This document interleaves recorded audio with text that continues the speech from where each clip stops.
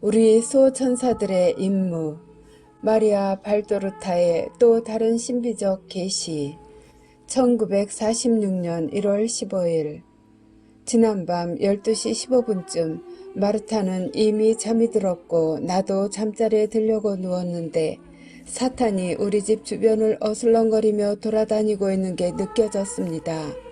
나는 그자에 대항하기 위해서 또 나와 마르타를 지키기 위해 일어나서 기도를 바치기 시작했습니다. 참고 발도르타는 불의의 사고로 평생 침대 생활을 했는데 그녀의 부모가 죽은 뒤부터는 마르타라는 친구가 함께 살면서 1961년 10월 발도르타가 선종할 때까지 26년간 돌보아 주었다. 마르타는 그로부터 40년 후인 2001년 2월 선종했다. 통회의 기도를 바치고 신령성체 기도를 한 다음 오상께 바치는 기도를 하고 십자가를 향하여 바치는 기도와 봉헌 기도를 바쳤습니다. 늘 저녁마다 하던 식으로요. 그리고 마지막으로 영광송을 바쳤는데 거룩한 대천사들과 천사들을 위해서 또 마지막으로는 나의 수호천사를 위해서 영광송을 바치고 있었습니다. 그러다가 잠시 저는 기도를 멈추고 나의 수호천사를 생각하며 중얼거렸습니다. 근데 당신은 뭐라고 부르나요? 이름이 있을 텐데요.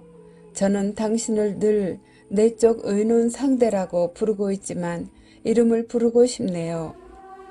그러자 즉시 내 수호천사가 침대 오른편 발치 쪽에 나타나서 미소를 지으면서 말했습니다. 아자리아라고 합니다. 아자리아? 정말요? 그는 다시 한번 미소 지으며 말했습니다.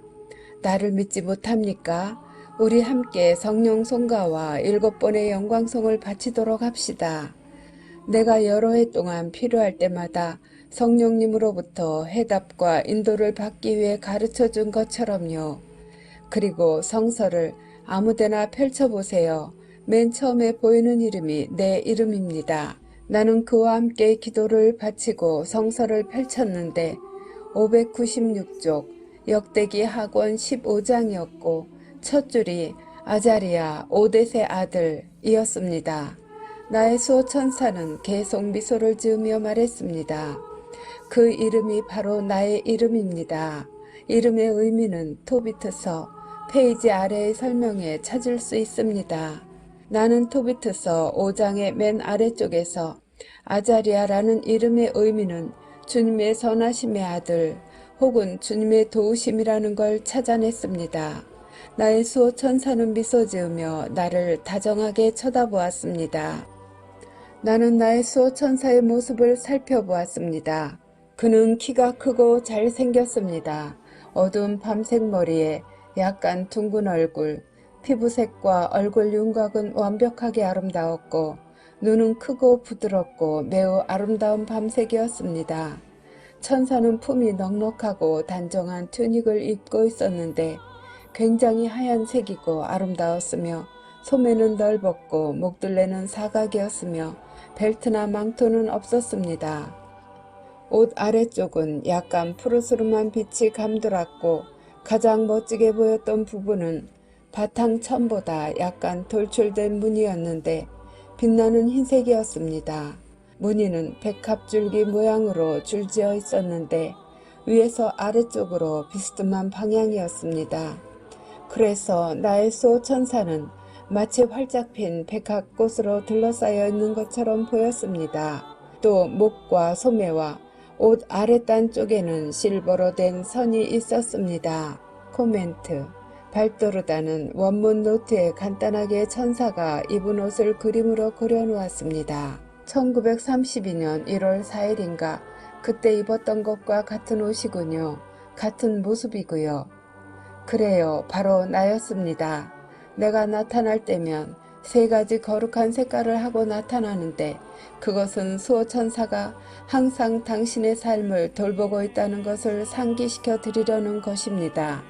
천사는 자기가 맡은 영혼 안에 있는 신앙 3덕, 신덕, 망덕, 애덕을 중심으로 돌보고 있습니다. 나는 이제부터 그를 내적 의논 상대라 하지 않고 그의 이름인 아자리아라고 쓰겠습니다. 왜냐하면 그가 내 눈에 보이도록 스스로 자신을 낮췄고 내게 인사하며 자신의 이름을 가르쳐 주었기 때문입니다. 모든 수호천사들은 아자리아입니다. 특별한 경우에 하느님의 명령에 의해서 하느님의 영광을 위해서 자신의 모습을 드러내는 주님의 도우심이기 때문입니다. 참고, 천사는 순수한 영적 존재로서 날개를 가지고 있으며 성별을 초월한 존재이나 성경의 여러 곳에서 늘 남성으로 묘사하고 있다. 성경에 등장하는 미카엘 대천사, 가브리엘 대천사, 라파엘 대천사는 물론 사탄이 된 루치펠도 모두 남성으로 묘사되고 있다. 그러므로 여성 천사의 그림이나 모습은 잘못된 것이며 여성 천사는 존재하지 않는다. 1947년 7월 16일 아자리아. 사람들은 수호천사가 맡은 영혼이 죽으면 그 수호천사의 임무가 끝나게 된다고 생각합니다. 하지만 항상 다 그런 건 아닙니다. 회개하지 않은 죄인이 죽는다면 그 수호천사는 극도의 슬픔 속에서 자신의 임무를 끝내게 됩니다. 반면 정화를 거치지 않고 지상에서 천상낙원으로 곧바로 가게 되는 성인이 죽는다면 그의 천사는 기쁨과 영원한 영광으로 거룩하게 변모하게 되고 그의 임무는 끝나게 됩니다. 하지만 자신이 맡았던 영혼이 속죄와 정화를 위해 지상에서 연옥으로 가야 한다면 수호천사의 임무는 계속됩니다. 그 수호천사는 그가 맡은 영혼을 위해 중재하고 사랑하는 보호자로서의 임무를 계속합니다. 그리고 수호천사들은 하느님의 옥자 앞에서 그 영혼들을 위해 사랑으로 기도합니다. 또한 지상에서 그 부모들과 친구들이 그들을 위해 바치는 모든 기도에 자신들의 사랑의 기도를 합칩니다. 연옥에서 속죄하는 영혼들과 그들의 수호천사들이 얼마나 생생하고 활발하게 다정하게 결합해 있는지 말로는 다 표현할 수가 없습니다.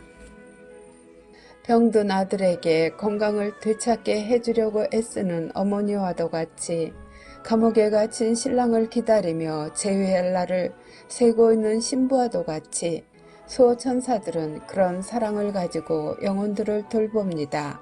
사랑의 불길 속에서 정화되어 깨끗해지는 그 영혼과 하느님 사랑의 정의 그 모두를 주의 깊게 살피면서 우리 천사들은 단 한순간도 헛되이 보내거나 멈추지 않습니다. 또한 매 순간 그가 맡은 영혼이 사랑이신 하느님께 더 가까이 다가가고 점점 더 그분의 왕국에 더 합당해지는 것을 보면서 기쁨에 넘칩니다. 그러다가 빛이신 그분께서 우리에게 다음과 같이 명령을 내리시며 가서 그 영혼을 끌어내어 이곳으로 데려와라 하시면 우리는 화살보다 더 빠르게 연옥으로 날아가서 여전히 연옥에서 속죄하며 남아있는 영혼들에게 마침내 신앙과 희망, 안식처가 될 천상낙원을 가져다 주려 가는 것입니다. 그리고는 자신이 맡았던 그 영혼의 손을 꼭 잡고 위로 올라가면서 천상낙원의 호산나를 가르칩니다. 수호천사의 임무 중에 가장 기쁜 순간이 두 번 있습니다. 첫 번째 기쁜 순간은 자비로우신 하느님께서 이렇게 말씀하실 때입니다. 내려가거라. 새로운 사람이 생겨났고 너는 그를 내가 가진 보석처럼 지켜야 한다. 그리고 두 번째 기쁜 순간은 그를 천국으로 데려올 때입니다. 이 두 번째 경우가 더욱 기쁩니다. 또 다른 기쁨의 순간들은 자기가 맡은 영혼이 세상에 대해서 혹은 육신과 마귀에 대해서 승리할 때입니다. 우리는 그들을 보호하면서도 그 영혼들이 유혹에 약하기 때문에 얼마나 노심초사하며 몸을 떠는지 모릅니다. 왜냐하면 원수들은 한순간도 방심하지 않고 영혼들을 멸망시키려고 애쓰기 때문입니다. 그러기에 마침내 그 영혼과 함께 천국에 들어서는 순간은 정말이지 가장 완전한 기쁨을 맛볼 수 있게 되는 것입니다. 천국에서는 완성된 모든 것은 더 이상 파괴될 수 없으니까요. 이제 나의 영혼이여, 당신 마음 깊숙한 곳에서 어떤 사실에 대해 궁금해하는 것이 있는데 그에 대해 답을 드리겠습니다. 당신은 하느님께서 이 집에 다른 수호천사가 한 명이 더 있음을 기뻐해 하시는지 궁금해합니다. 참고 당시 발도르타의 바로 옆집에 살고 있던 어떤 부모가 피치 못할 사정 때문에 4개월 전쯤 신생아를 발도르타의 집에 맡겨놓았던 것이다. 여기서 이 집에 다른 수호천사가 한 명 더 있다는 것은 바로 그 신생아의 수호천사를 가리키는 것이다. 당신은 비록 나에게 질문을 하지 않았지만 궁금해합니다. 이제는 너무나 소수의 사람들만이 가진 천사라는 초자연적인 존재에 대한 존경심을 당신은 가지고 있는데 차마 묻지 못하고 자제하고 있는 그 의문에 대해 말해드리지요. 당신과 같이 하느님께 소중한 영혼이면서 사람들로부터 고통을 당하는 이들에게 답을 주고 평안을 주는 것이 제 기쁨이라는 것을 아십시오. 대답은 이렇습니다. 예, 하느님께서는 기뻐하고 계십니다. 이 집에는 하느님의 보석인 방금 창조된 영혼을 보살피며 행복해하고 있는 천사가 한 명 더 있기 때문에 하느님께서는 기뻐하고 계십니다. 또한 예수님께서는 아이들을 너무나 사랑하시기 때문에 더욱 기뻐하십니다. 나머지 얘기는 당신의 영혼에게만 말하겠습니다. 다른 이들이 알도록 세상에 드러내는 것은 소용없는 아름다움이기 때문에 우리 사이에 비밀로 남깁시다. 세상은 하느님의 기쁨과 하느님의 영혼을 이해하지 못합니다. 1947년 8월 10일, 그로부터 한 달쯤 후, 아자리아 수호천사가 하는 다른 활동으로는 모든 순간에 하느님 곁에서 놀라울 정도로 활발히 활동하는 것입니다. 하느님의 명령을 듣거나 자기가 맡은 영혼의 선행을 하느님께 바쳐드리거나 그 영혼이 간청하는 것을 돕기 위해 하느님께 전달해드리고 또 징벌에 대해서는 중재합니다. 그리고 사람에게는 초자연적인 교사가 되어서 올바른 길로 가도록 감화와 빛을 주어 하느님께로 이끌고 그를 인도합니다. 우리가 가진 불, 그것은 사랑의 불인데 하느님께서 우리 천사들을 창조하시고 당신 열정으로 심어주신 것입니다. 우리는 오직 우리가 맡은 영혼에게 그 초점을 맞춥니다. 마치 씨가 뿌려진 흙 위에 태양이 비추어 따뜻하게 하여 싹을 틔우고 줄기를 자라게 하고 강하게 해서 크고 튼튼한 나무가 되게 하는 것처럼 말입니다. 우리는 하느님이 주신 사랑의 불로 당신을 위로하고 당신을 따뜻하게 해주며 힘을 주고 빛을 비추어주고 가르치며 주님께로 인도합니다. 하지만 고집세고 차갑고 굳어버린 영혼이 있어 우리가 감화를 주고 돕는 것을 못하게 한다면, 그리고 우리 사랑의 가르침을 환영하지 않고 피하여 영혼을 현혹시키고 창란을 일으키게 하는 시끄럽고 해괴한 지옥의 음악을 추구하기 위해 도망친다면 우리는 비난하지 않습니다.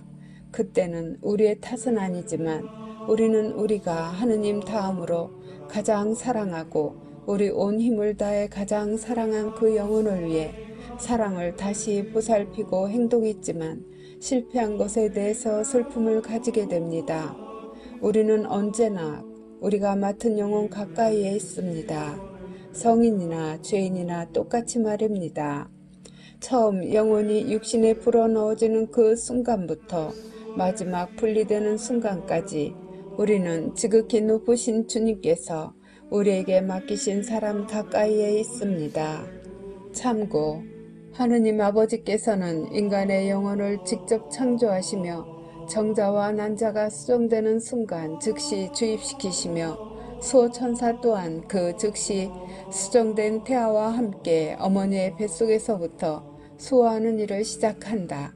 수호천사는 오직 단 한 사람을 위한 수호천사로서의 임무만을 행하며 두 번 다시 파견되지 않는데, 오직 자기가 맡은 영혼에 대한 임무가 끝나면 하늘로 돌아간다. 낙태당하는 아기의 경우 그의 수호천사는 아기의 죽음과 함께 큰 슬픔 속에 하늘로 돌아간다. 모든 사람이 자신들 곁에 천사가 있다는 것을 기억하고 있으면 많은 도움이 될 것입니다. 주변 사람을 사랑하고 그들을 돕고 사랑으로 반기며 존중하는 데 도움이 될 것입니다. 혹시 그 사람에게 도저히 그렇게 하지 못하겠다면 그 사람 아주 가까이에 있는 보이지 않는 그의 수호천사 아자리아에게라도 그렇게 하십시오. 천사는 언제나 존중받고 사랑받아 마땅합니다. 만일 언제나 어디서나 모든 것을 보고 계신 하느님의 눈 외에도 두 분의 천사가 당신 곁에서 당신이 이웃에게 하는 모든 행동을 보고 있고 감독하고 있다는 것을 생각한다면, 그래서 그 천사들이 당신의 행동에 대해서 기뻐하거나 혹은 슬퍼하고 있다는 것을 안다면, 당신은 당신 주변 사람들에 대한 행동이나 태도는 얼마나 더 훌륭한 것이 되겠습니까? 생각해 보십시오. 어떤 사람을 환영하거나 대접하거나 혹은 어떤 사람을 돕거나 어떤 사람에게 굴욕을 주거나 외면할 때, 또 어떤 사람과 함께 죄를 짓거나 어떤 사람을 죄로부터 구해낼 때, 어떤 사람에게 가르침을 받거나 가르치거나 어떤 사람에게 이익을 주거나 이익을 얻거나 그 모든 때에 당신 곁에는 두 분의 천사가 있다는 것을 잊지 마십시오. 당신의 천사와 상대방의 천사가 가까이에 있고 눈에 보이는 당신의 행동만을 보는 것이 아니라 그 행동에 숨겨진 진심까지도 다 보고 알고 있다는 사실입니다. 진실한 사랑으로 사람을 대하는지 아니면 사랑을 가장하여 대하는지, 앙심을 품고 있는지 음모를 꾸미고 있는지 천사는 다 알고 있다는 것입니다. 자선을 할 때에는 어떻습니까? 두 천사가 당신이 어떻게 하는지 보고 있습니다. 만약 남의 어려움을 보고도 자선을 하지 않는다면요. 두 천사는 당신이 자선을 하지 않는 진짜 이유를 알고 있습니다. 나그네들을 따뜻하게 대하거나 혹은 거절할 때에는 어떻습니까? 두 천사들이 그 친절함을 보고 있고 행동 안에 숨겨진 그 사람의 진심을 다 보고 알고 있다는 것입니다. 아픈 사람을 찾아갈 때는 어떠합니까? 또 충고할 때나 괴로움을 겪는 사람을 위로할 때나 어떤 사람이 죽어서 조의를 표할 때나 잘못을 저지른 사람에게 정의를 상기시킬 때나 도움이 필요한 사람을 도울 때나 이러한 모든 자비의 행위에도 두 명의 천사가 항상 증인이 됩니다. 당신의 천사와 상대방의 천사가 말입니다. 만약 누군가 당신을 방문해서 당신을 성가시게 한다면 어떻게 해야 하겠습니까? 언제나 기억하십시오. 당신은 그 사람만을 맞이하는 것이 아니라 그와 함께 있는 그 사람의 천사도 함께 맞이하게 되는 것입니다. 그렇기 때문에 당신은 언제나 사랑을 가져야 합니다. 범죄자조차도 자신의 천사가 있는데 그 영혼이 비록 범죄자라고 하더라도 그 사람은 수호천사를 가지고 있고 그 천사는 범죄자가 되지 않기 때문입니다. 그러므로 어떤 사람이라도 사랑으로 환대하십시오. 비록 신중하게 절제된 사랑이라 할지라도, 방어적인 사랑이라 할지라도, 견디기 어려운 사랑이라 할지라도 사랑으로 환대하십시오. 당신을 방문하는 이웃의 어떤 행위가 비난받을 만하고 또 당신을 슬프게 하며 그가 반드시 변해야 한다는 것을 알더라도 사랑으로 환대하십시오. 당신을 기쁘게 하기 위해서라기보다는 하느님을 기쁘게 하기 위해서 말입니다. 사랑으로 기쁘게 환영하십시오. 만일 당신이 아주 싫어하거나 달갑지 않은 사람이나 당신을 귀찮게 하는 사람이거나 당신 기대에 어긋나게 행동하는 사람이라 해서 그를 맞아들이지 않는다면 당신은 또한 그 사람 곁에 있는 보이지 않는 거룩한 손님을 물리치는 것이 됩니다. 당신에게 오는 모든 이웃들은 당신 집안으로 혹은 당신 곁으로 그의 보호자인 천사를 데려오기 때문입니다. 당신을 기분 나쁘게 하는 사람이지만 어쩔 수 없이 가까이 해야 한다면 무엇보다도 판단하지 마십시오. 당신은 정당하게 판단을 내릴 줄을 모릅니다. 인간은 거의 언제나 공정하게 판단하는 경우가 거의 없습니다. 설사 편견이나 인간적인 원한 없이 긍정적인 요소만을 기초로 하여 나름 공정하게 판단한다 하더라도 사랑을 소홀히 하면 안 됩니다. 당신 이웃에 대해 사랑을 실천하지 않는 것은 물론이고 그의 천사에게도 사랑을 실천하지 않게 되는 것이기 때문입니다. 이 모든 것을 알고 잘 생각해 본다면 얼마나 쉽게 다른 사람에 대한 혐오감과 원한, 증오와 적의를 극복할 수 있고 그 사람을 사랑하고 또 사랑할 수 있겠습니까? 그러면 마침내 주님이시고 심판자이신 예수님께서 당신에게 이렇게 말씀하시지 않겠습니까? 내 오른쪽으로 오너라 축복받은 자야. 그러니 조금 더 노력해서 언제나 끊임없이 이것을 묵상해 보십시오. 신앙의 눈으로 모든 사람 곁에 있는 그들의 수호천사를 보도록 하십시오. 당신이 하는 모든 행동은 바로 하느님의 천사에게 하는 것이라고 여기십시오. 그 천사는 하느님 앞에서 당신의 증인이 될 것입니다. 모든 사람 곁에 있는 그들의 수호천사는 틀림없이 당신의 수호천사와 한 목소리로 주님께 이렇게 말씀드릴 것입니다. 지극히 높으신 분이시여, 이 사람은 언제나 사랑에 충실하였습니다. 사람 안에 현존해 계신 당신을 사랑했고 피조물들 속에서 초자연적으로 사랑했습니다. 이 영적인 사랑으로 이 사람은 모욕과 공격을 견뎌냈고 자신에게 잘못한 일을 용서했으며 주님을 본받아 모든 사람에게 자비를 베풀었습니다. 당신의 사랑하시는 아드님께서 지극히 거룩한 성령의 힘으로 그분의 원수가 된 이들에게서 괴로워하며 고통받는 그들의 수호천사들을 보시고 그 천사들을 존중하시며 그들이 가능한 한 많은 영혼들을 악마에게서 구해내어 지극히 높으신 하느님께 영광을 드리도록 그들이 맡은 사람들을 회개시키기 위한 노력에 도움을 주셨던 당신 아드님처럼 말입니다. 마리아 발도로타여, 당신은 기쁨에 넘칩니다. 당신이 있는 이 집을 방문하시는 주님께서는 그분을 경배할 천사를 한 명 더 만나시기 때문입니다. 아기의 수호천사가 존재한다는 것을 믿고 내 말을 믿으십시오. 당신을 만나러 오는 모든 사람들과 어떻게든 당신과 접촉하는 모든 이들에게 대해서 언제나 내 말을 기억하고 그들의 수호천사를 생각하면서 행동하십시오. 그렇게 해서 실증과 혐오감을 이겨내고 모든 피조물들을 공평하게 사랑하십시오. 하느님을 기쁘게 해드리고 그들의 수호천사를 존경으로 대하기 위해서 말입니다. 그렇게 함으로써 그들의 수호천사를 도와주십시오. 깊이 묵상해 보십시오. 나의 영혼이여.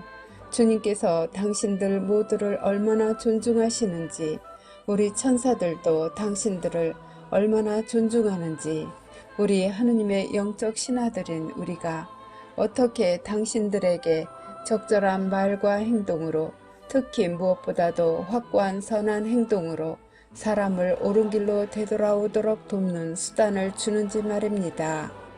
확고한 행동이란 인간적인 우정을 잃을까봐 두려워 방종이나 타협에 굴복하는 것이 아니고 오직 하느님과 천사들과의 우정을 잃지 않기를 염려하는 것입니다. 수호천사께 바치는 기도. 언제나 저를 지켜주시는 수호천사님, 인자하신 주님께서 저를 당신께 맡기셨으니 오늘도 저를 비추시고 지켜주시며 인도하시고 다스리소서. 아멘.